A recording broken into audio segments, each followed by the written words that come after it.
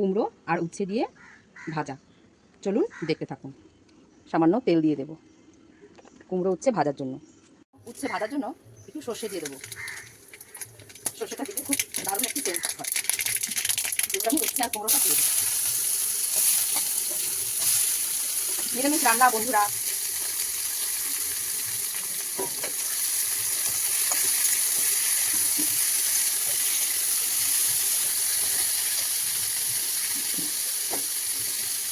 সামান্য হলুদ দেবো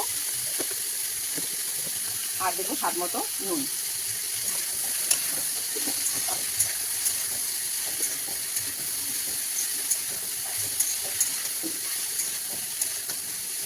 এবার আমি একটু ঢাকা দিয়ে রাখবো আর দেবো কয়টা কাঁচা লঙ্কা।